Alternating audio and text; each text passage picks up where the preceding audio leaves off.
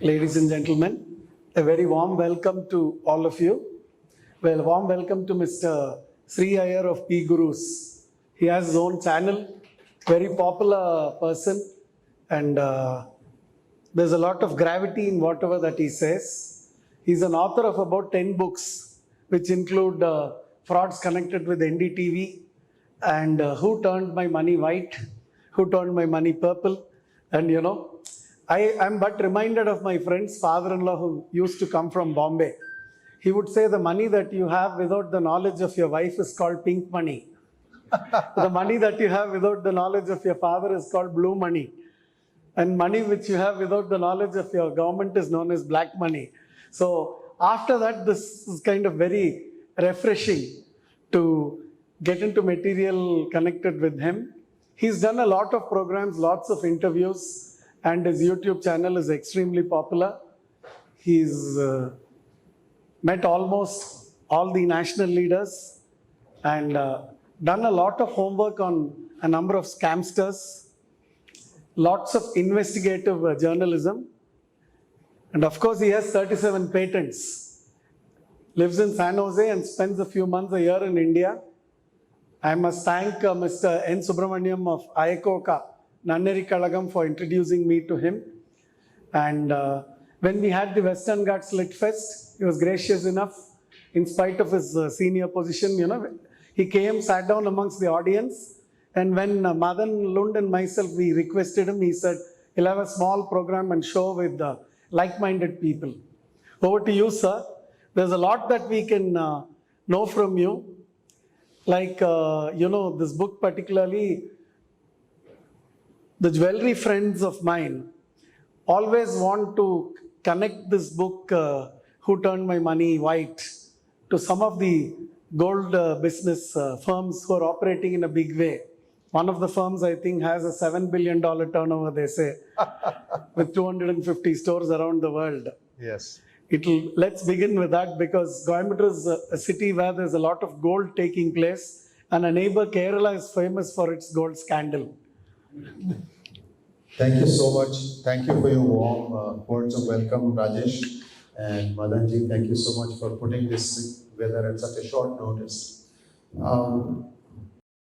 I started out as an inventor. That's what Rajesh was alluding to, all the patents and things like that.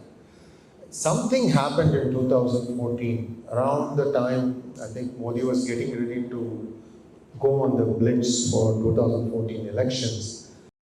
I was wondering, what the heck am I doing? I was into my 5th startup. I mean, startups have a certain frenetic pace, you just think about that, don't think about anything else. And I said, what am I doing with my life? And then one incident happened, and that kind of changed it for me. That was that, he went to address a meeting in Patna, Modi, and there was a crude attempt to assassinate him. Lots of small country-made bombs keep going off. And even as he's giving the speech in the grounds in Patna, these bombs are going off. And this man just braves it and he gives the speech. I don't think the Tamil media covered this, but this was in, I think, January 2014 or late 2013, somewhere towards, yes sir. 2013. Yeah. So he had been announced as the prime ministerial candidate. Thank you. So then I said, what is going on here? I mean, is our democracy so bad that people don't even want to give a chance to a new guy to express what he can do and just, eliminate him? And the same guy now, Mr. Nitish Kumar, wants to be the prime ministerial candidate. I don't know how many of you watch this. There is a coup going on in Bihar. They are actually going to kick him out in the sense that he is going to be kicked upstairs as the prime ministerial candidate, and the Yadav kid, Tejasvi Yadav, is going to become the chief minister. This is, we came out with that story 3-4 days ago on PGurus, and yesterday I think I saw it in the newspaper. So it's cooking that is happening. See, there are many countries who are interested in keeping India always, divided, fighting amongst ourselves. And it takes some living outside of India to understand how, all these machinations happen, how this planning happens. First, when we go to US, when myself included, the first 5-10 years, you're just finding your feet. At some point, you realize that as you start, rising in your career, at some point you start hitting these invisible walls and ceilings. Then you realize, okay, so I've grown as much as I possibly can, and from here on, we are going to have artificial boundaries, blocks being set to you to make sure that you don't succeed. And the same thing is going on for India. I'll give you a simple example, Covaxin. If you think about what was happening in the early 2020, Trump gave $2 billion to 3 pharma manufacturers, $6 billion. He said, this is advance payment for you. You don't have to do research from your own pocket. You figure out this vaccine and think of this as an advance payment. I will deduct it from the vaccine on a per vaccine basis. India didn't have that. In fact, the ICMR tried its level best to not even allow Covaxin to be in the ring. They didn't even want to test it. It so happened that a Rajya Sabha member who was on the medical community, he saw this thing and he said, wait a minute, this person seems genuine. He has worked in India, him and his wife have worked in United States for 15, 20 years. They've come back, they've started this company and at least test it. Why do you want to, eliminate it? And then we find out that all the Western vaccines, they are based on a new method called mRNA. And this one, Covaxin, is built on the traditional vaccine method, which has been going on for 30, 40, 50 years. It's a proven method. And it turns out that Covaxin can handle the variations of these viruses much better, especially COVID, than what the mRNA is doing. So what has happened? Once Covaxin became a success in India, they started trying to go out.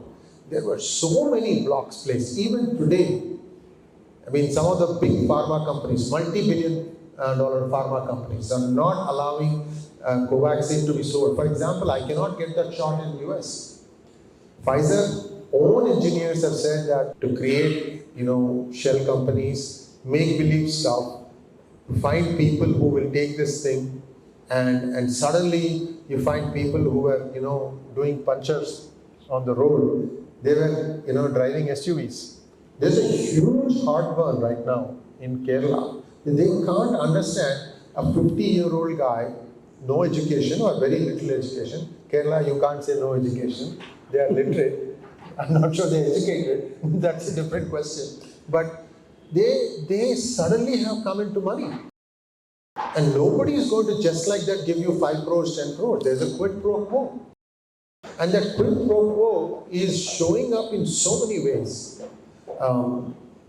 So the Director General of Police, Dr. T.P. Senkumar, he is retired. He had a very interesting tenure of 30 days as the Director General of Police. Honest man.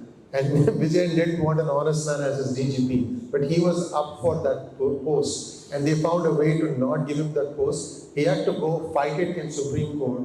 That fight took 18 months. And he won that case. And he came back as DGP for 1 month. And then he had to retire.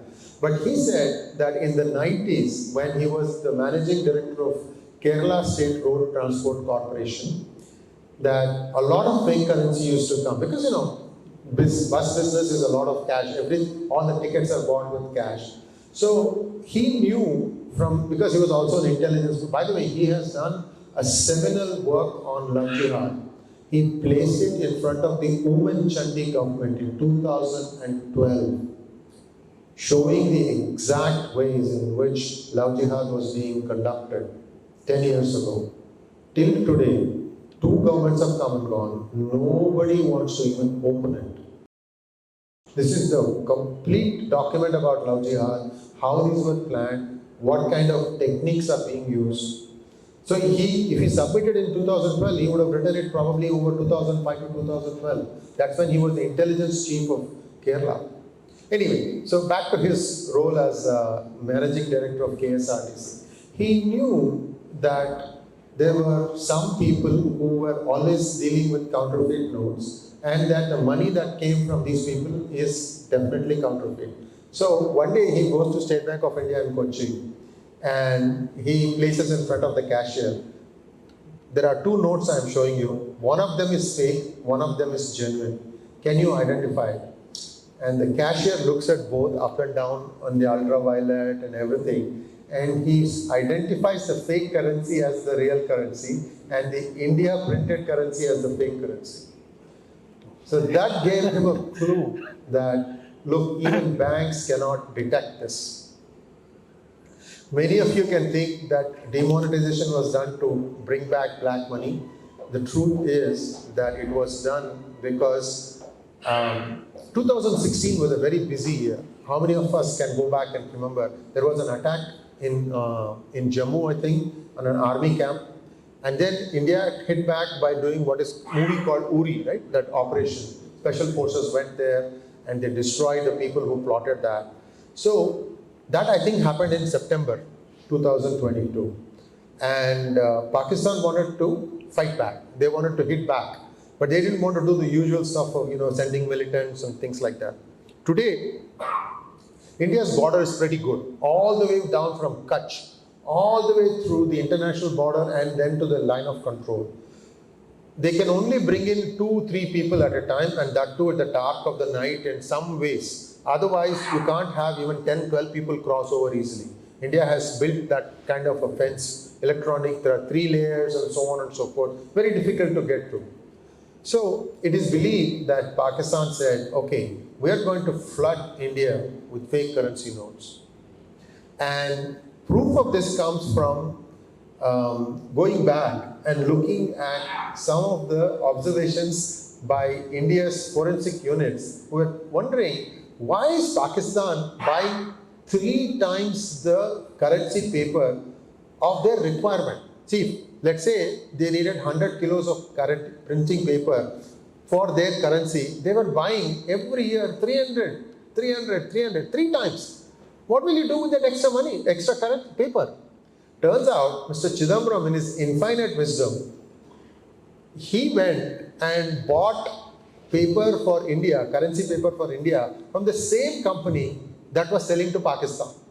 So if you think about the logistics of making currency notes, you have 3 variables. One is the paper on which you print, the thickness of the paper. People can know. I mean, especially those in this banking, they know exactly that from thickness they can say, this is asli, this is nakal. And the second thing is the machine that you use to print these notes. The third is the security threads that you put. Like there'll be a silver thread, or there'll be like a watermark. Those things change. And the big thing there was the paper. And once Mr. Chidambaram decided to get paper from the same company in UK, the mystery was solved. So Pakistan could print India's notes at will. In fact, today I believe China is doing the same thing. China is a much bigger menace to deal with. And I don't think India is able to deal with that as effectively as it would like to. But I think what India is trying to do is a different thing. I was telling some of you that they are trying to quietly phase out 2000s. And once that is out, then they'll quietly phase out the 500s. And while this is happening, you will have to do all the transactions online. All the transactions. Whether you buy necklaces, especially the high-priced items, you will not be able to buy land anymore using cash. That will become near impossible. Think about it. If it is 1 crore property and all you have is 200 rupee notes, I mean, how many trucks will you carry to do the transaction, right? And it also has an added benefit that corruption will come down. If you think about, at the lower level, panchayat level and taluk level, those guys will still have that, open the drawer, put the money in, close the drawer, at the end of the day, collection, and then it all batwada for all the people. that stuff also is going to become problematic. So these are some of the things that India is putting in place. But as far as the damage that was done from this, I'm afraid that is actually pretty heavy. So when I was making this book release and having many people come on my channel, one person called TG Mohandas, he's a veteran RSS person in Kerala, and he said that today, if you travel the length and breadth, there's no breadth in Kerala, the length of Kerala, and you look at who owns all the critical property. There's only one national highway. On either side of the national highway, only one community owns the land. And every ocean front, every riverfront property is owned by the same community. If you look at the demographic distribution in Kerala, it is probably 49% Hindu, about 17% Christian, and the remaining is Muslim. Although they always underplay that, saying, oh no, they are only 21%. It's not true. So, if you think about it, this 49% Hindu population, it is only controlling 17% of the real estate there. It's also only having like 16 or 15% of the industries in Kerala. You will start having all these Hindu sounding names, but the owners will be somebody else. I have no problem with anyone owning these things as long as they play by the laws of the land. It's when they start thinking that we are special, that the laws of the land don't apply to us, that's where the problem comes. So how this is going to be solved, I really don't know, but I leave this question answered with just one thought. The recent Operation Octopus that took place, many states, their own police was helping the team from the NIA. But in case of Kerala, it was CRPF. They flew in a special aircraft to round up these people. There was a special aircraft that flew in with CRPF. And by law, you're supposed to tell the local police. And I think they gave 1 hour notice. 3 a.m. they said, we are catching some bad guys. And 4 a.m. the deed was done. Everybody was rounded up and taken. Then NIA didn't stop there. NIA told the DGP Kerala that there is a WhatsApp group called Green Light, Pachai Vilakku. Even in Malayalam it's called Pachai Vilakku. There are 873 police personnel in this group, and all of them have links with the PFI. To this day, this came about 4 or 5 weeks ago now, or 3 weeks ago, whatever.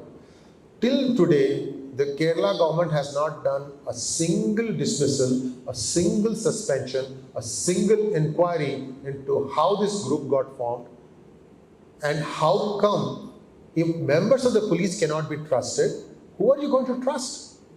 But nothing has been done. Now news is coming that his own son-in-law may be linked with PFI. See, this part is a little shady in the sense that we don't know exactly what the reality there is.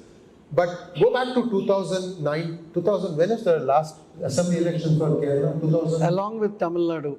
2021, right? Okay. So up until 2021, if you look at Kerala elections, it will be one front, then the next front. This front, that front. In both these fronts, there's a Congress on this side, there's a Congress on that side. There's a CPM, there's a CPM. There's a Muslim League, there's a Muslim League. There's a Christian party, there's a Christian party, right? But yet, in 2021, Pinarayi won a very decisive victory. If you keep in mind that in 2019, he lost almost everything except for 1 or 2 seats. The UDF swept it. So you would think in 2021 that the communists will be out and the UDF will be back in power. That didn't happen. Please think about it, guys. What could have happened? The only change that I can make is that 1 year or 1.5 years before that, he got a Muslim son-in-law. You do the math, you connect the dots. This is how Kerala is heading towards being the next Kashmir. People say that Kerala is probably worse than that because they say that one of the first suicide bombers of ISIS was actually a Kerala person. He's an engineer. So most likely he worked on the suicide vest himself and then he tested it on his target. So much is happening. And somehow people kind of think of Kerala as sleepy backwaters and things like that. As time we all wake up. In fact, the 2019 blast of 4 churches in Sri Lanka was completely planned and executed by groups who directed it from Kerala and Tamil Nadu. India's intelligence knew about it. They told Sri Lanka. It is not this government, not Rajapaksa, but the Siripala, Maithripala Sirisena, I think his name. That government, and they didn't do anything about it. Now slowly news is coming out that some of those people actually knew what was going to happen. And the regrettable thing, this is also something that I'm hearing from my Sinhalese friends. The 4 churches were, targeting, who? Tamil-speaking Christians. I don't know the math there, why they would target only one small group of people. What did they do? So, there's, I would say, about 10 times more NIA people are required, and they need to have their own police force. Don't rely on the state forces. These things probably have to be brought in as legislations to try and be able to give the teeth that is required for NIA. And I also have a fear that China is having some plans for Tamil Nadu also. And Sterlite was one such plan. From a net exporter, India overnight became a net importer. And the gainer was China. How many things will we just leave like this? That, okay, there may be environmental damage. If there is damage, there is a way to fix it. We are not the first ones to smelt copper. In fact, India had the most advanced metallurgy. You go back to metallurgy of, Mohenjo-daro days. We had some extensive ways to document what was the alloy. If you look at some of the symbols in Harappan civilization, you get all these alloys where they'll have like a rhino's horn and the face of one animal, the body of another animal. The backside will be all having zebra stripes, or a tiger stripes, and the tail will be that of something else. All sorts of things. These were all things that they had evolved, saying that if this is the thing, then this is the composition of the metal. I mean, India had a very advanced metallurgy industry, and today we are not even able to, smelt our own copper. Our iron deposit, Kudremukh, has arguably the best iron ore, and it's all getting smuggled out. Smuggled out. Even today, under Modi regime, it is getting smuggled out. Thorium deposit, which is actually the shore sand of Kerala beaches as well as Tamil Nadu beaches, and even in rivers like Vaigai and all these things, they all have good deposit. Everything is being smuggled. We have a very big coastline, and because there's so much corruption, it's happening in plain sight. And I think, I always vision this, that every day Modi ji wakes up in the morning, he sees a list of 5,000 issues. He may solve 5. Next day, another 10 get added. So the next day, there's 5,005 issues to deal with. So we are only looking at some of the really, really bad problems, and we are tackling those. But there are small things, small cuts happening every day. And this gold thing, week before the raid happened, 100 customs officers got transferred in Kerala airports. 100 people. 100 people got transferred. That's all you can do. You can't even suspend them. That lady, what's her name? She's directly connected to Rajesh. Some Suresh. Swapna Suresh, right. And the only reason that was caught was because by rotation, there was one honest customs officer, and he caught it. Otherwise, just think about it. So there are 10 people on rotation, 9 people are allowing this to happen. That is how bad. Kerala, for all this mini size, they have 4 international airports. You go to Coimbatore on the days when there are flights to Middle East or to Bengaluru, you will see how many people are leaving from there also. So what is it that is there? Are these all mules, man mules, that they go and load up? Now they are saying gold is being sent as gold dust. this gold dust sometimes escapes even the scanners. So that is being sent in the piping of your shirt packets, your waistcoats, in all sorts of new things. And why can't India stop on the UAE side? They can. They are trying. The problem is that this is a well-oiled network. If you stop Turkey, if you stop UAE, they might do it from Turkey. See, this is Rusikanda Pune. They are used to it. And if you are dealing in gold bars here, imagine what's happening in. I have not seen though, but I've heard, screwdrivers and spanners made of gold coming inside India, and also gold coming in along with the dates from the Middle East. And Swapna's thing was actually the. And one jacket, they used to call it a jacket. Of course, this is a 10 tola bar is 116.640 grams. A jacket could carry 42 biscuits, weighing roughly 5 kilograms. These jackets used to find its way through all parts of our country, is what we were told. My father was the honorary secretary of the Coimbatore Jewelers Association for a period of 17 years. The jewelers who belonged to the earlier era, prior to the gold control, used to beg and plead with the central government, stating that, permit gold to come inside properly, let it be in the baggage, let this happen, let that happen. Otherwise, this is only going to lead to anti-national activities, drug smuggling, and terrorism. Many of those letters must still be there in the association. And finally, in 1990, they did away with the Gold Control Act. And 1991, if I remember, if you spend 6 months abroad, you can come in with 5 kilograms of gold. I still remember the Arvangadu cordite factory employee's son, who was in UNTAC, Cambodia, coming in with tail bars and selling it to us, and we gladly obliged by paying him with a demand draft. In spite of all those changes coming in, the duty structure keeps fluctuating. And whenever the duty structure goes up, smuggling increases. Yes. And coming to the rupee notes, sir, I fully understand the concern.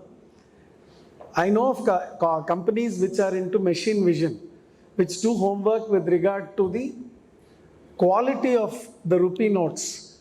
Like essentially the features which are found on the rupee notes are shared with these companies. These companies do a complete study and they give reports.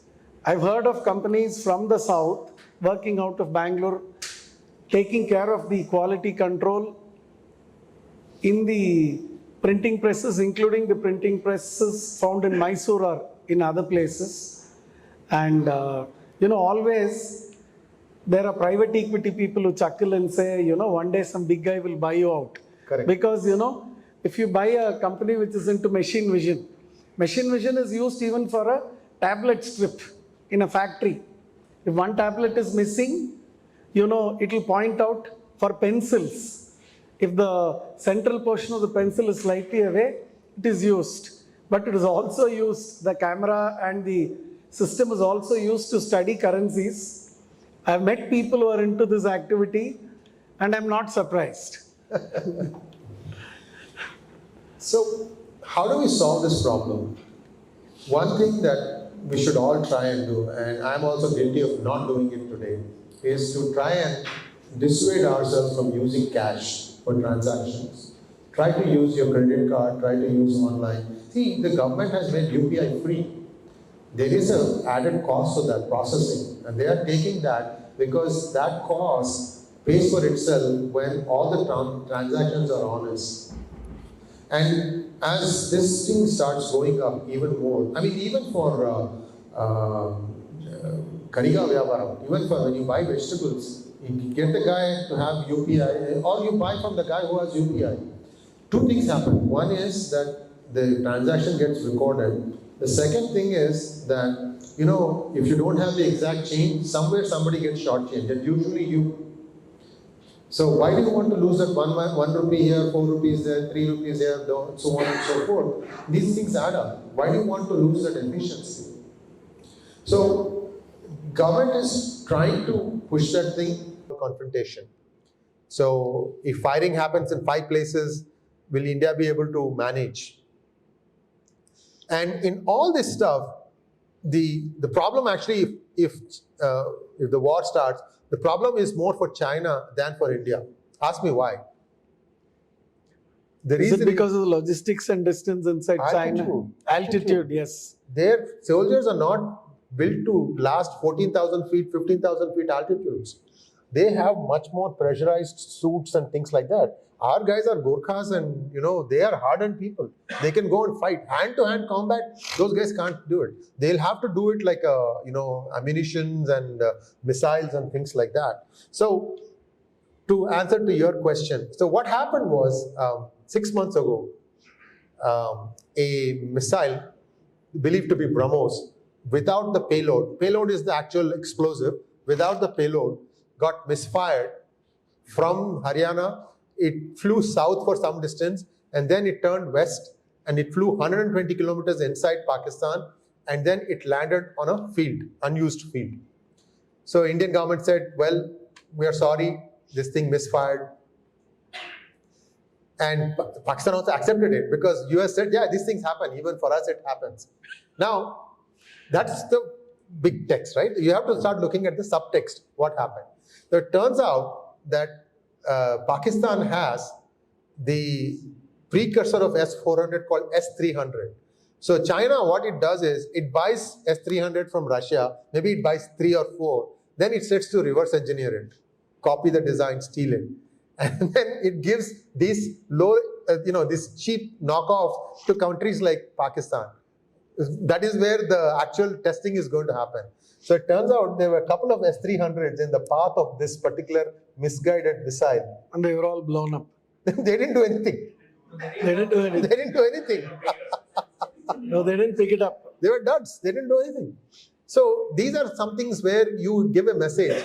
Okay, so you think you have missiles, you think you have all these explosives, you have all this state-of-the-art technology. Well, this is what it did on the field. So these are all, we will just know that there was a misfire. In fact, India has dismissed 2 Indian Air Force officers also. Oh, for this? For this. But I'm sure something will happen. This is all for optics. To make it look like, yes, it was a genuine, misfire. And I also would have thought this way, but I have some birds who come and whisper in my ear. This was the intended purpose. So I will not name the birds.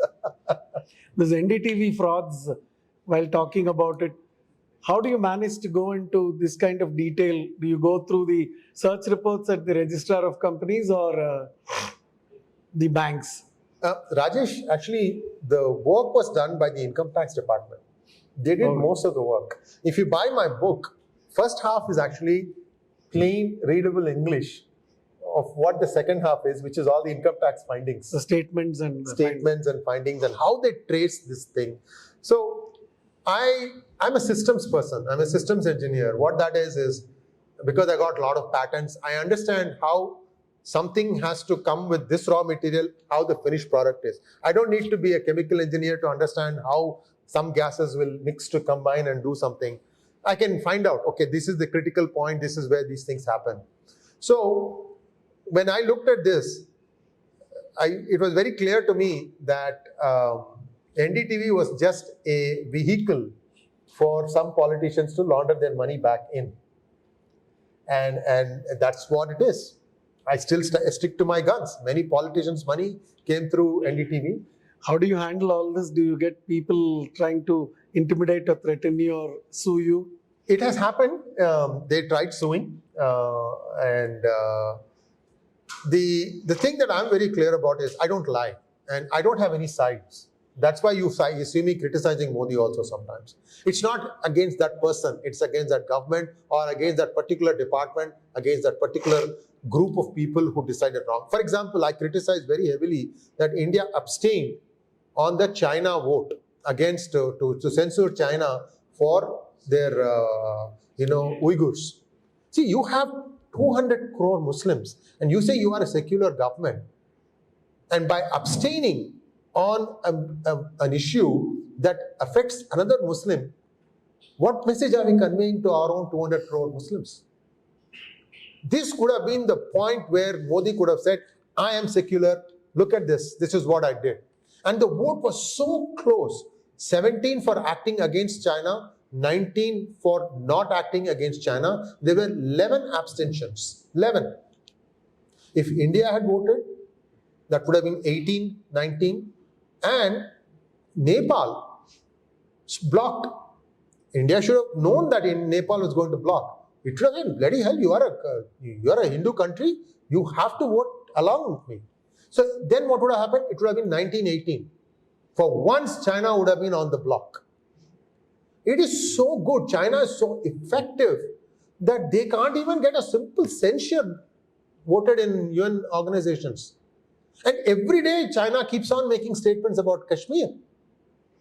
And I don't know still why Prime Minister Modi refuses to accept that there has been about 4,000 square kilometers of encroachment by China. I don't know why. Well, some may say, well, the one guy who did say that China encroached is no longer alive, the CDS, Rawat, Bipin Rawat. He said openly, yes, there has been encroachment, and within a few months he was gone. And that investigation needs to be done right. I don't know, sometimes what happens is, these are matters of state security. You can't even reveal if that happened, because if you say that, yes, somebody's thing came and did it, then it shows what kind of a security apparatus do you have. So you don't say anything, you just say, okay, it was a natural disaster. There is precedence to this. In Taiwan, their general, on a bright sunny day, on a Black Hawk US helicopter, crashed and died. That happened a few years ago. So who are two big adversaries that China considers today? Taiwan and India. See the messaging that is going out. Very, very scary if you think about it. Like next time, any of us step into an aircraft, are we going to be that one magic aircraft that is carrying something that China doesn't like? And if our number is up, our number is up. That's how I look at it. It's very difficult. This brings me back to an earlier time while talking about an aircraft when they said the Kandahar hijack took place. Yes. Is it true that there was some very important passenger in the flight? Funny you should ask that question. You know who was there? The person who owned this company that makes this currency paper. That's why I asked you. That guy was there. He moved from the business class to the economy and sat back, I was told. Yes. So, even in the Bhopal tragedy, right, Warren Anderson was let off from India because a good friend of Rajiv Gandhi, his son was in jail in US for possession of drugs. So they said, you send this guy, I'll send that guy. What did India gain? Nothing. And that verdict was so diluted 15, 18 years afterwards.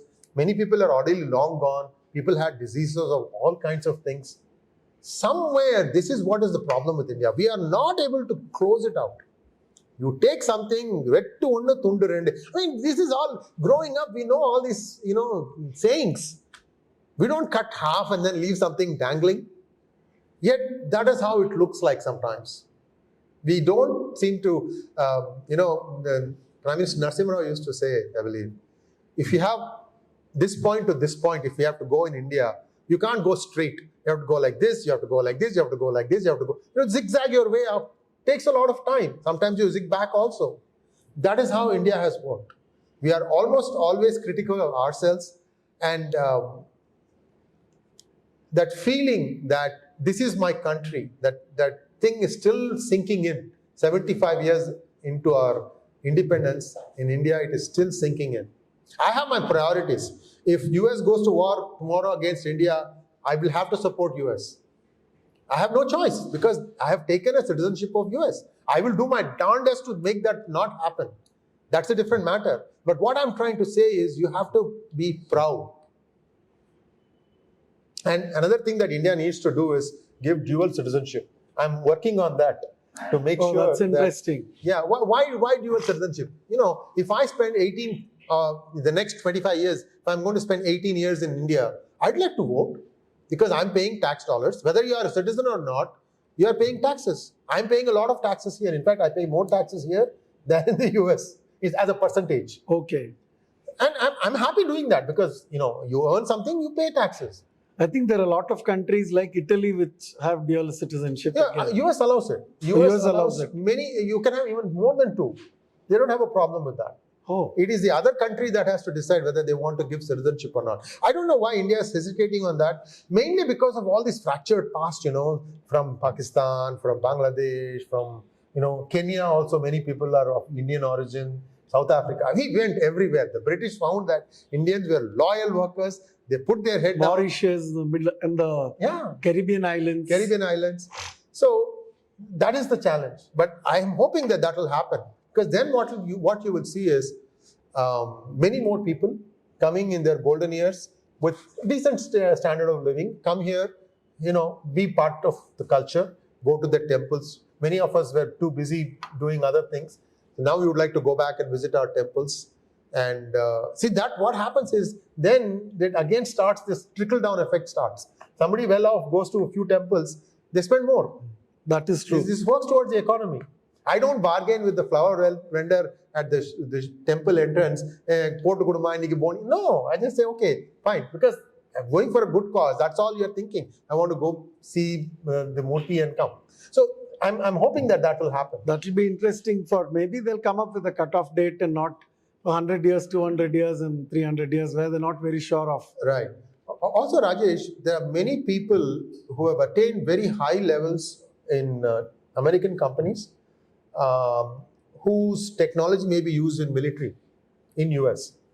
Now, if you want to use their technology expertise in India, then they need to get India's security clearance. And they can do it only if they're citizens Indian of our citizenship. country. And you have to go through that. Let them go through the process, vet you, that's fine.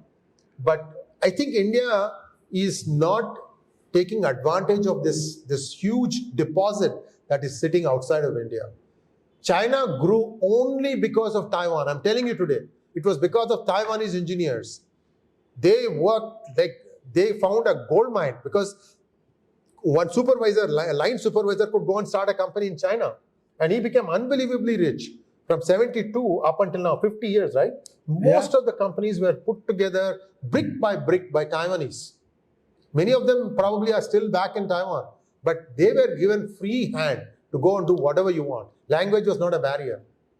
When is India going to do that? Because that is how you get the 10-15% growth. Modi knows this thing. The problem is always, you have to remember, if something looks obvious and it is not happening, it goes back to what I said. Kadavul varam kodukka tayara irundhalum poosari naduvula ninnittu irukkaru. Idhe dhaan nadakudhu. This is India's big challenge. Very, very interesting, and you've been really forthright. I suppose now you should also interact a little bit with the audience. Any questions? Because we have half an hour for questions. All of you are welcome. We'll go with the. Yeah, please. If somebody could just hand the mic to the person who was asking questions, because recording will come well.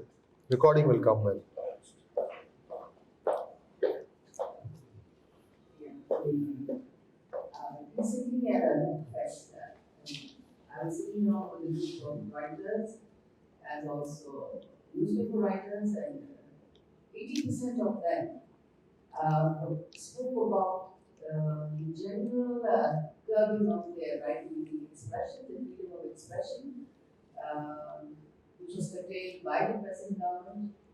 So I would like your non-partisan view of this draconian attitude of the present government. Is it a myth or is it real? By present government, you mean the state government or? The central government.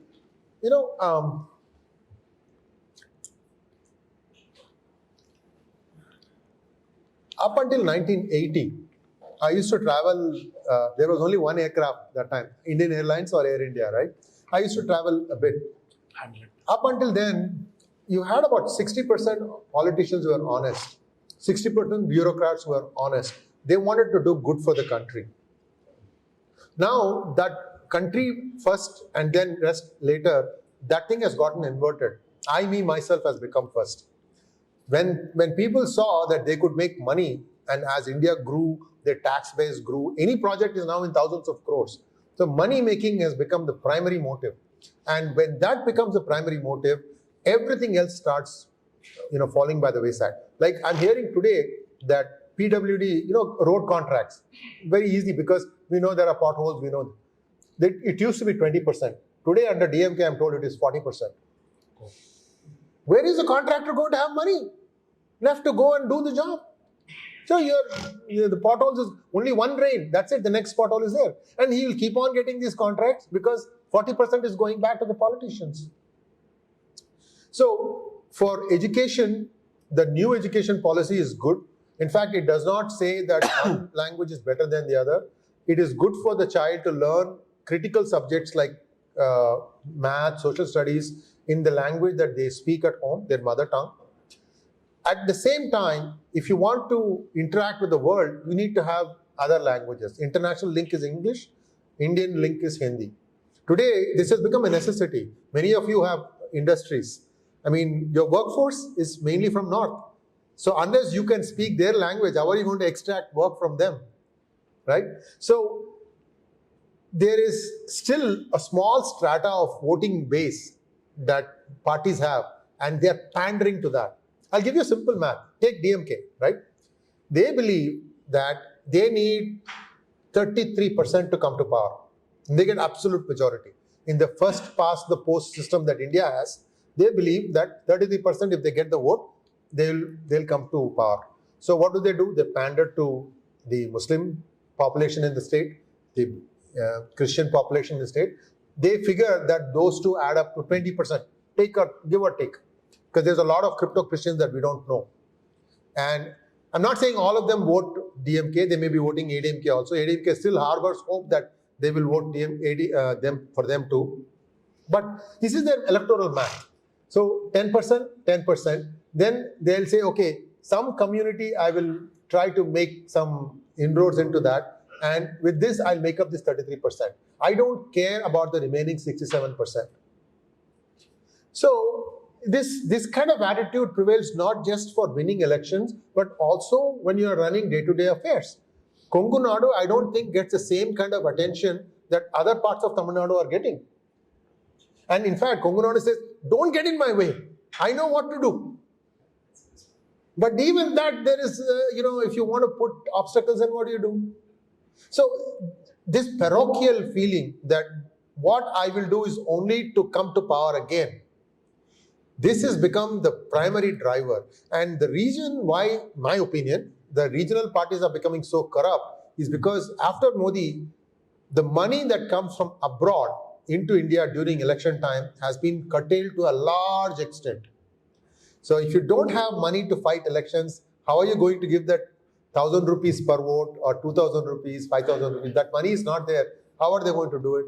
So they'll have to generate it themselves, which is why you are seeing such heightened land grab, temple grab.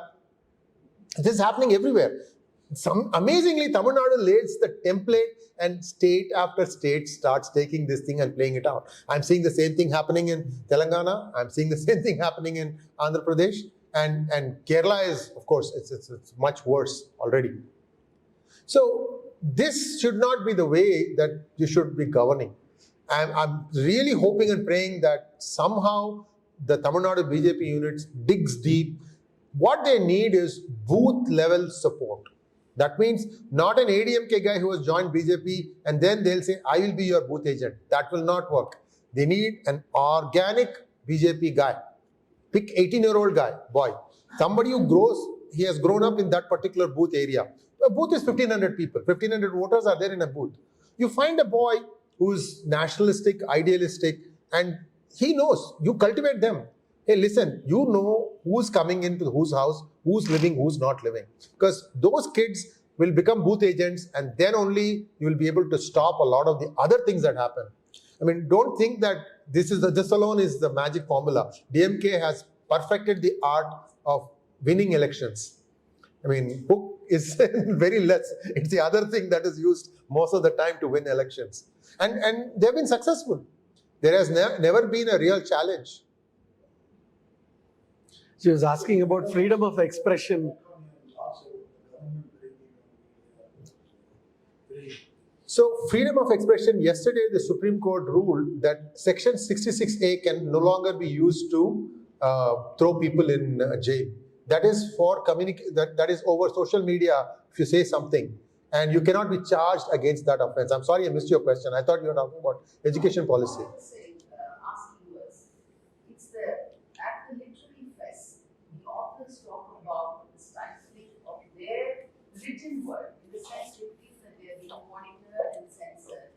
So there is this fear that we cannot openly write a critique of the present government. Is that a myth or is it a reality? Okay, freedom of expression of media is not, I think, the journalist's fault as much as media as a business is not profitable. Let me put it this way. Media as a business is not profitable. In fact, Times of India says we are not in the business of news. We are in the business of advertising. You take Times of India website, portal, timesofindia.com. See how many regular pictures of actors and actresses or some HNIs come. It's all paid. They say, because I want to be in people's views. That's one side. But in terms of what is happening in the media industry, everything is owned by politicians now. Tamil Nadu, Kerala, Karnataka, Andhra Pradesh. The South is really bad. That's why you see much more skewed news, and they even suppress a lot of the proper news. They don't get paid otherwise. If the politician doesn't keep cutting check month after month after month after month, they don't get paid. Some very notable Tamil publications like Ananda Vigadan, gone. They are now called Naxal Rags. Hindu. It's now called Mount Road Mau. It used to be called Mount Road Mahavishnu. And that is just one part. I mean, Hindu writes all sorts of stuff now. And it's not that the people have become, change their mind. It is just that they've been told to write this. You have to do this. Even the same thing goes for media also. MSM, TV channels, only social media, YouTube channels, and that too a very few are the ones who are able to express independent thought. But you know what happens to those people? They get richly rewarded. They get put in jail. Yokokaji and I know a good friend of ours, Karthik Gopinath. No fault of his. He was thrown in jail for what? I think 10 days? 10 days, sir? 10 days? And was on the fastest. That's because we put on a lot of pressure on the government. And they had no case. But you know what? That FIR is still not quashed. It's now 2.5 months, 3 months. They never make sure that the entire case is heard by the judge. Tariq pe tariq going on now. Why? Because they don't want somebody to feel like I got falsely implicated, I got out of this, and therefore others will start speaking the truth. There are other people, Kishore Swami, same thing. Maridas, same thing. These were all the independent social media bloggers who were daring to speak the truth, and they were factual also. It's not like they were stretching the truth. So the freedom of expression is at the mercy of the owner of the publication today. Now, many of the journalists who hated this have gone out on their own and they have started their own social media channels. But please remember, everybody has a shadow of arrest on their head all the time. But with this new law, will it change? Sorry? Are you talking about the central government or the state government? Central government. She's asking about the central government. Central government doesn't do much. What about the law it brought? Maybe tomorrow, any other media person is talking nonsense or something like this. Can they do directly like Karthik Gopinath or Maridas? No, see, law and order is a state subject. So the state will have to do that part. But center, all center does is, if they feel like something was misrepresented, they will tell you. I mean, I get sometimes reports saying that, listen, you are being too harsh on somebody. You should look at the thing from the other side. And I get explanations also sometimes. Basically a Gauri Shinde kind of a thing. I'm sorry? Karnataka, Gauri Shinde. Gauri Shinde kind of thing. I mean, Karnataka is 50-50. I mean, it's a very advanced democracy in the sense, and they're all real estate people, whether they are in BJP or Congress or in JDS. That's why you have that seamless movement back and forth. They're all the same group. Every MLA, every politician in Karnataka made their money on real estate, and really it is just the real estate transaction that goes here and there. In fact, I would say that the Congress government was much more harsh on journalists than the current BJP government. Although this happens, after some point, they find it easy. And there are compliant officers who will carry out your order. I mean, an IPS officer can say, I cannot do this thing. I cannot file this FIR. And he can order the station not to not do this. I'll give you a simple example. 75 devotees gathered in Kapalishwara temple in Mylapore. They all sat down there are big corridors there. And they said, how can we make a temple a more interactive, engaging place? Just ideas. Because everybody comes, we have 5:10, I come to the temple, 5:15, I'm at the Dwar, 5:25 is the, Aarti, I take it 5 minutes here, 2 minutes here, you're calibrating in a very measured way. You want to go to, first of all, you go to God only when you are in trouble. That's the other thing. When things are good, you never go and think of Him. You only think of Him when you are in trouble. So they were trying to figure out, how can we make a temple a more engaging place? Why can't we have, like for example, if 10 of us are meeting for like book lovers club, why can't we have the book lovers club meeting inside the temple? There's nothing wrong. So this discussion, the Tamil Nadu government has taken objection, saying this is illegal assembly. Not a word of politics was spoken there. Now, they want to file an FIR. In fact, they have not issued them, but I'm hearing that they have already written up these things. Why? Because there is inside police itself, they are saying that, look, you are stretching it now. Somebody, if this FIR gets filed, then there will be no Tiruvira in any temple in Tamil Nadu, because everybody will be afraid. Once people are afraid to go to the temple, what happens? The temple murti goes missing. Then fertile ground for conversion. People have to start thinking that way. Any time a basic right of a Hindu is being denied, this is the ultimate end. This is the intent. So there was a judgment called Bommai that made it very difficult for the center to dismiss a elected state government. And that is being used and abused by the states now. I'm sure if there is enough majority in both houses, the government will make it more equitable, or that Bommai should not be applied across the board. It has to be only selective under this condition, this condition, this condition, and then it will happen. But, there's only degrees of corruption.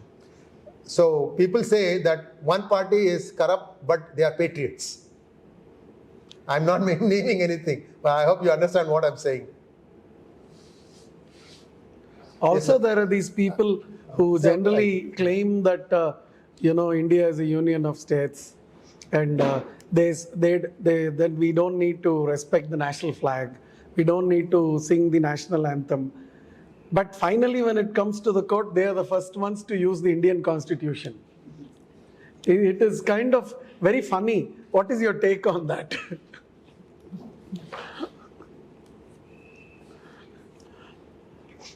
In the 50s, when I think this appeared in Hindu, there was a cartoon. There's a cow. There's a cow, and the cow has Nehru's face on it. All the minorities are drinking milk, and there is dung coming out, and that is where the Hindu is. I don't think it has changed much. I don't think that has changed much. Even under the Modi government, again, it's a big ship. He can't just like that abruptly say, I'm not going to give you any I'm going to withdraw all the things that you've been enjoying. But I think now, because of, awareness, social media, everybody reads this thing. People even the minorities are beginning to think that I think it is more important to think that I'm first an Indian. That mindset has to come. First, I'm a human being. Then I'm the citizen of a country. Then I live in this particular state, my language. Then my religion. Religion is something that is very personal to you in the confines of your house. Very true. This order has been reversed. Religion is on the top. So that thinking has to change, and we have to keep telling each other that, listen, for a country, you need to first think country. Then only you can think of all these other things. Yeah, sorry sir, I'll get the microphone to you right after this. Yeah. See, this is a question about operations. One is with the financial aspect, and the next one is with the strategic island called Gallica. So one is we already put the Mauritius government in a green list and blacklisted. And what is the current stand with those government to bring back the Indian so-called, since it is a tax haven, and it is believed that it is also proven there is money lying over there. And still we are supporting that government, or we are make the Mauritius to lean towards China. Because coming to the second part of strategic portion, though we have the control to the island of Angelica, the mainland control almost 90% is with the Chinese. So earlier the streets are, the names of Mughaliyas, Chettiars, obviously. Because I have a company in Mauritius and we are dealing with strategic projects. Even those projects are being backed up by the Chinese people, the company couple.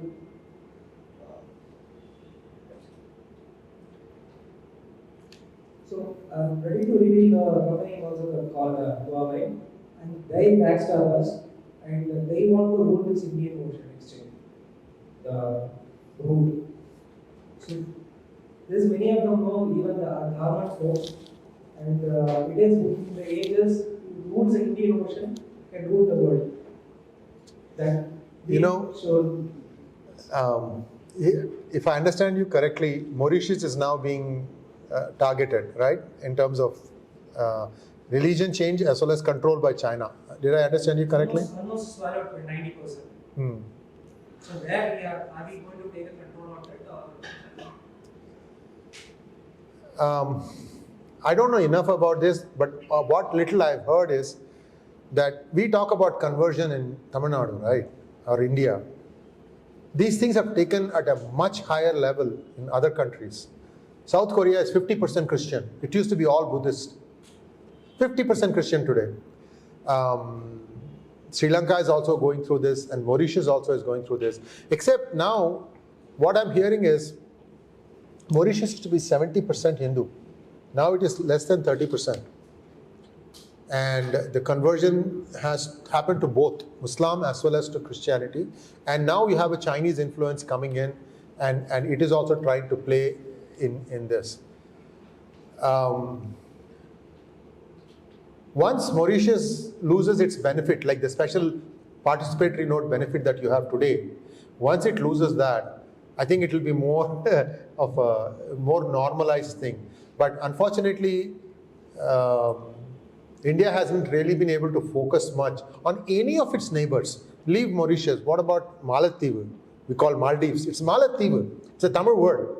It's an island looks like a pearl necklace. And Sri Lanka, and Bhutan, and Nepal. All these countries, we have known that China is trying to make inroads. We haven't really paid them enough attention. It does not take much for India to have been the benevolent big brother in the family. Sometimes, we have to go back to that feeling back home, right? When you had a long, big family, 10 kids, the big brother was somebody like next to father. Everybody, all the kids first went to the big brother and say, can you please make this happen for me from our dad? That's how India should be doing it. Maybe India has its own compulsions, so India hasn't really paid attention. But I hear you. In fact, I've tried coming out with 2 or 3 stories on Mauritius, and I've been said that, don't play it up right now. It is very sensitive. There are no-go areas in Mauritius. Hindus can't go to some places that they used to own before. They can't go anymore. Because the government can't go to some of the places. Yeah. This is a template that they keep executing, place after place, place after place, place after place. Even the recent Leicester riots, the reason the Muslim community is up in arms is because the first time the Hindus came on the streets. And they say, no, Jai Sri Ram is a very bad phrase. That means kill the something, something. I mean, this is why, because that was their last tool, that they thought that they will keep on going back and, working their businesses, not worry about this. Now the Hindus are on the streets. So then it becomes more like, okay, you come out and express yourself, the other guy is also doing it. So you don't have that leverage anymore. So they're very upset about that. It's a different matter that an Indian origin person is probably going to be the Prime Minister next. But how long, we don't know. So that's the other interesting thing. But this is a pan-world problem. But I believe that because Saudi Arabia and UAE have walked away from this now, that the funding source is going to be drying up. Qatar is one country that is doing it, but I believe Qatar can be persuaded to not do this thing. I mean, nobody is going to do this thing without any return. What was the return for them? I still don't understand this. I would ask any billionaire, Saudi billionaire or Qatari businessman, what do you get by giving this money? That guy is going and killing somebody else there, but what do you get in return? Can you go and buy his property? No. Can you go and sell something of yours so that that guy can't afford what you're making? Protection. No, sir. It is just like the Christians. Every Christian contributes to the church. I didn't hear you. Every Christian contributes to the church. Set them out. Likewise.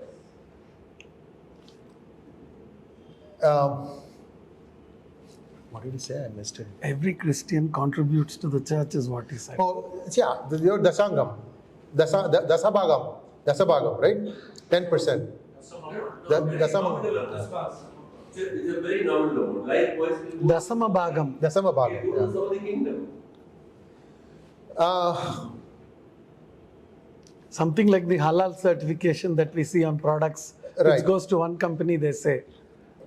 Well, at least halal now is getting a little bit more awareness. People are not buying them on store shelves if they see halal. But I'm hearing that they are finding a different way to do the same thing. Look, democracy, all these abuses and misuses happen. We have to take heart from the fact that from 700 AD, now 2022, 1300 years, we have still managed to stop and fight and still stay Hindu. So that means there is something within us that refuses to accept. So somebody told me jokingly, they said that whenever invaders went to a country, they could convert the entire village one shot into a new religion. And everybody complied. Because before that, they got converted like this. So they are used, okay, today I am a Muslim, tomorrow I am a Christian. That's what happened in Spain. When the Moors went and conquered Spain, everybody became Muslim. And when the Muslims lost, all the mosques became Christian again. And it's been like that since then. Whereas in Hinduism, because it's an open architecture, we have thousands of gods. You have to convert every individual sometimes, not even a family. Mother will not listen to father. Say, you go whatever you want. I am only going to this Mariamman temple. We live in a philosophy. It's because of the philosophy. It's because that it's not a religion, you see. It is a dharma. It is how you lead your life. And think about a Muslim or a Christian before 0 BC, say minus 10 BC, what do you call it? Yeah, 10 BCE, 10 years before Christ. The whole world was following more or less the same thing. You are seeing, idols being unearthed in remote parts of the world. In fact, you would be surprised to know that Latin grammar is very similar to Sanskrit grammar. In Sanskrit you have single, dual and plural. Why dual, I don't know, but it has been there. And Latin has the same thing. So many languages have, evolved from this. The root is always Sanskrit. Because that was there for long, much before the thing came along. Sanskrit was refined. There used to be some other thing called, it's a different, Prakrit. And before that, I think Pali. There were variations. But essentially, there was one type of language that existed. In fact, it is believed that it was Emperor Ashoka who normalized written scripture. He came out with two things, left to right and right to left. And the right to left, which is what we all do, all Indian languages, Devanagari, this is all the way up to even Cambodia. It's called Champanagari in those days. It's called Khmer, Khmer, that's script. Everything is right to left. And left to right, we write. left to right, sorry. And right to left also he defined, he calls it karoshti. And that went to the left, to all the way to Arabia. Even Hebrew is right to left. Arabic is right to left, Urdu is right to left, Hebrew is also right to left. So this standardization was done by Ashoka when he was a governor in Peshawar. And that's how we got a script. Today, many people can read Brahmi and then tell you how that transforms into Tamil or Kannada or Hindi or any one of those things. It's basically, writing some extra accenting more. That's all it is. But today they say Tamil is much older than Spanish. Sir, I don't buy that. People keep abusing me. Tamil says, how come you are a Tamilian and you are saying Tamil is not the oldest language? The thing is, it is one of the oldest languages. The proof comes when you can say that a script existed that predates what I just said. This 300 BCE is when Ashoka standardized Brahmi. And from Brahmi you can derive all Indian languages, including Devanagari, including Khmer, like I said. But if Tamil was older than this, then they should have a script, not the current Tamil script, but an older script. They have to. So I would love to see that thing available in Google so that you can use that to talk to people. That is the proof. Unless you have a Rosetta Stone kind of a thing. You have to have Unless you have a Rosetta Stone, you cannot prove. So they are looking at No, it is a very old language, no doubt. Spoken language, yes. Spoken language, yes. If you go into all the inscriptions in temple colors, today they are Kiladi and all these. Yeah. What they are trying to say is there was a civilization probably much older. So if I can understand, sir, I had the opportunity to interact with a gentleman who made slide presentations. His name is Pakshirajan Anantakrishnan, if I'm not mistaken. I think he lives in one of the senior citizen homes in Coimbatore. He's not a great fan of any right-wing movement, but I've seen his slides connected with Keeladi, that what you're talking about. If you look at his presentation, those dates, nothing more than 500 or 600 BC. But when you look at the text connected with the Rig Veda, even according to Western scholars, nothing, it's like 1500 BC. There's a huge gap of 800, 900 years, 1000 years, 2000 years. And inside Tamil Nadu, there's a big gap in the common era, the dark age when the Kalabras were there. You do not have proper information. You do not have proper information on Tamil Nadu when there was proper information about the northern part of the country.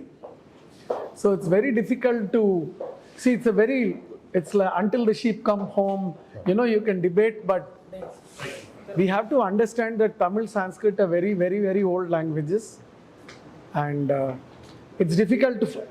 No, but Sanskrit has very strong empirical evidence in its favor. See, finally, when it comes to a language, it's not like some perception. You should be able to prove with papers. And those papers very much globally itself are in favor of very few languages, and that includes Sanskrit. Even if you look at the mother tongues that so many of us are talking, how many of us are aware that when you look at the top 10 mother tongues, English will not be there? You may find a Spanish and a Portuguese above English itself because of the South American countries. So a lot of these things, even including the Indus script, unless we decipher it properly, we cannot come to a conclusion. Because both the groups are saying, one is saying it's Sanskrit and the other is saying it is Tamil. I think it is nobody is speaking Sanskrit and nobody is studying nowadays. No, they're not talking about that, sir. Even Tamil, even Govindarajulu, the name many people they cannot say Coimbatore. The language is only for communication. Let us not debate that. No, it is just for empirical evidence. Recently, something just about an open space. Rajesh became not a Hindu. See, that is freedom of expression, which is very much there in India. Let them talk whatever they want, and people will know. They want to cut off to that extent. They want to cut off the southern portion of India. Has nothing to do with Hinduism. If they had their own religion, such an extent, Rajarajulu built Shiva temple that he didn't need Shiva. He had his full name was Rajaraja Nitya Vinoda. Even that was also not known by the person who spoke about him. His full name. No, not like that. We have to go into facts also. No, freedom of expression has to be responsible. I basically have two questions. First question is, when is CAA and UCC going to be implemented? Any idea about it? My second question is, are the growth of AAA one? So, When is CAA and UCC going to be implemented? My second question is, I'm very worried about the growth of AAA. Because now Canada is more than a country, like starting to be a little bit party, whatever social country, but we very slowly everyone is already now after government now also in India promising lot of PVs. So that is the source of so because we are not at all having a 50 years like a PMK or another party, always lot of donations to the bank. So very much of insight. yeah, let me answer first question and then I'll come to the second question. Implementing CAA is not impossible, it is possible. But we have to remember that sometimes these things take time. I'll give you an example. Prevention of Atrocities Act, SC/ST. It became law in 1989. You know when it was codified? 1995. 6 years. So sometimes these things take time. What the government, I think, wants to do is pave a way for in future also for people to migrate into India if they are persecuted anywhere in the world.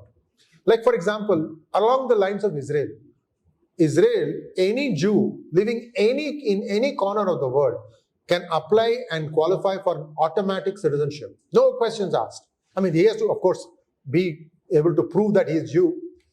So this kind of stuff, I think, is what they're thinking. I don't think that hurts anything as much as being made out. Now, you asked about UCC, Uniform Civil Code. The only thing that we all have a hang-up is that in one particular religion, polygamy is permitted. Can I say that? That's the only problem. Because polygamy, what happens is then there is, an asymmetric growth of one group. Now, that is what the government is trying to do by empowering them by doing this triple talaq. That's the only thing that I think UCC will bring in. There may be other ways to bring in the same legislation without calling it UCC. I'll give you an example. NRC, right? What was the reason for NRC? Because there were too many fake voters. People who are not citizens of India who were also voting because of political reasons. They get voting card, voter card and things like that. What did the government do? It has passed a law saying that sometime in the future, every voter card has to be synchronized with their Aadhaar card. Why? Because Aadhaar card has been reasonably well implemented in a computerized form. And in Aadhaar card, every 5 years, I think you have to renew it, something like that. And they can improve the biometry every...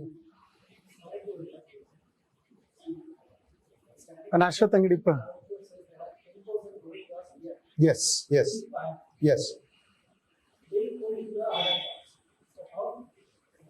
Yeah, so second step would be that. First of all, you need to get them into the system. Then Aadhaar needs to tighten up to become the citizenship. Right now, they believe that there's a bigger problem. What you're saying is one thing, that foreigner comes and starts voting in India. There's a bigger problem because of the way we phase our elections, right? Even inside a state, there are 8 phases. That has been abused big time.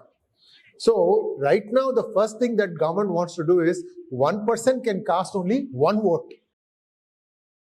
I mean, I have written in PGurus, there are instances where somebody is born in Delhi and their native place is somewhere in UP, eastern UP, where there are not that much computerization. The child's birth is registered in both places. Okay, 18 years down the road, they have 2 voter cards. And Delhi polls are someplace at some time, UP Sir, polls are at నేను some ఇప్పుడు other time. conservative All they have to do is to be able to నేను simply erase the mark, ink mark. 1.35 billion. We have to always think this. We have 1.35 billion people, and it has to be fair sir for నేను వచ్చాను everybody. This is where the ఏది ఏం problem మంది comes. ఇస్తుంది I think first we are going to do this, and I believe that Modi and BJP need to come to power for at least 2 more terms. At least 2 more terms. Because the opposition, not because these people want to be, the opposition is in such a bad shape that you need to first have opposition leaders who think pan-India. And I don't consider Arvind Kejriwal as being one of those. I'm answering your second question. See, AAP is an accident that has come out of the self-implosion that is being done by Congress within its ranks. Okay. But there are also many educated people, they believe that what AAP is doing is right. For somehow they are drunk on this Kool-Aid that Kejriwal has done a lot of good educating the people of Delhi. See, it's easy to do a lot of things in Delhi. Delhi is a cash surplus state. It's when you have like, look at Punjab, what is happening? It's total mess, right? So I think that magic is going to stop now. In fact, today I expect Mr. Sisodia to be arrested. We'll see. I don't know. They may have like cat having 9 lives. Somehow he may be able to squeeze through. These people they have got serious links with unsocial elements or elements inimical to India. I think we should stop now. Getting back to world politics, just want to know what is happening to the US dollar. There's a lot of oil in the US, but they don't want to buy oil because they don't want the price to come down.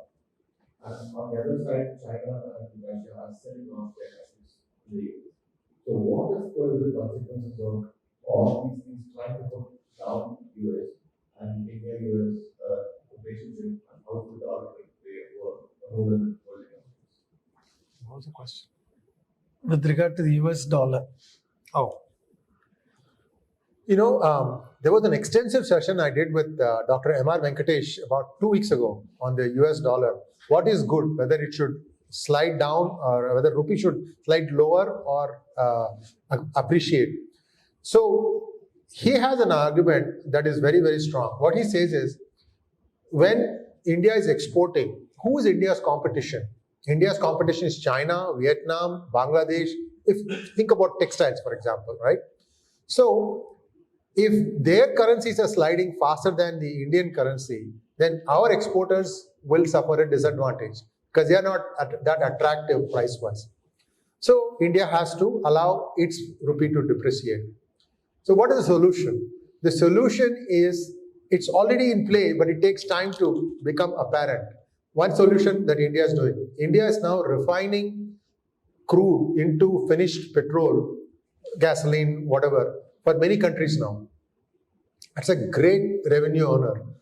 Tanker comes in, crude gets refined thing goes out, right? So these are new sectors of industry that India has never seen before. We were only doing it for our own purposes before. Now India has advanced to a point where it can refine crude for others. Pharma. India is the best in pharma. The only way that the Western companies, pharma companies, are able to survive is because they have figured out a way to regulate or pass laws in their country that keeps out the lower cost drugs. They call it as generic.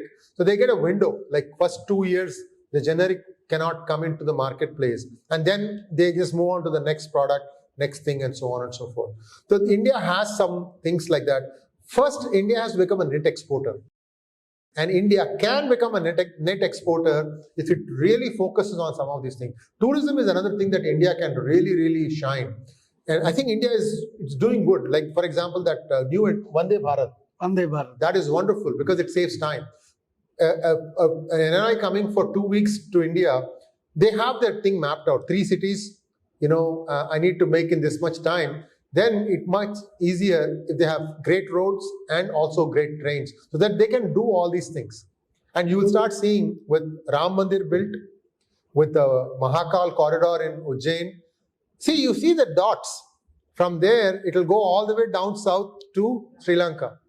The path that Rama took, this will start getting developed. So tourism will be another big thing. And food. It is expected that the next pandemic will be through animals. So 75 to 80% of the world population will be forced to turn vegetarian. This is a prediction of Anurag Mishra, Abhishek Mishra. He is very popular on Twitter. He has made this prediction. And 2024, they are saying that you will be forced to become vegetarian. So India's food is it has the most amount of choice for vegetarian food. I mean, in most countries, that vegetarian food is make a dish without the meat. That's it. And there are not that many. Somehow food is something that India hasn't really taken it to the next level. And it is happening now. So if India becomes a net exporter, the rupee thing will take care of by itself. I expect that India will peg for 5 years that it will not change. 85 rupees a dollar. Today is 83, right? India can do this. The problem is Modi doesn't have enough economic thinkers, macroeconomic thinkers who can model this for him and say, this is what will happen. But as an exporter, if you know for next 5 years that the export exchange rate won't change, it will also help you plan better. You're concerned when it starts appreciating because then your labor costs will become high because So, but if it goes on too fast, then that is the entire population is bearing the cost of the depreciating rupee because your energy cost starts going up because India is a net energy importer. A lot of things can be done. India is expected by 2030 to have 25% of its energy needs internally. India is not saying this much, but they have evidently found new oil fields, Kaveri Basin, maybe Bombay High, that they think by 2030, India will be able to get 25% of its energy itself. When you reach that point, then again, there's some off pressure. But this thing about refining crude, that will also help India take off a lot of pressure because India can also, anyway, there are things that can be done. So let's stop. Sir, this will be the last question. I'm sorry, I have to. Yeah. 2 or 3 times Swami Varandah That Sami Varam Kudutalum Pusari Varam Edukala. Right. Pusari yaru neenga PGurus expose pannanga. So there is a interview that somebody gave. This is a Canadian-based person who's living in US. They talked about India's politics. So the politician is getting corruption in the extent of 1,000 crores. 1,000 crores. But he can't do it by himself. He needs the support of bureaucracy to help him get that 1,000 crores. Right? So the bureaucrats, amongst them, they'll get some loot. I'll give you a simple example. 2G, everybody understands 2G. Do you know the amount of bribes that was taken? 60,000 crores. 60,000 crores, 60% went to the Gandhi family. 36,000 crores, done. 15,000 to the Karnanidhi family. 51,000 crores, done. 5,000 crores to Mr. Chidambaram. Remaining 4,000 crores. Raja got 3,000 crores. What happened to the remaining 1,000 crores? You know what happens? That 1,000 crores is distributed among a lot of bureaucracy. They are still in power. This 1,000 crores will guard the entire 60,000 crores because they will go to jail. That is the Pujari.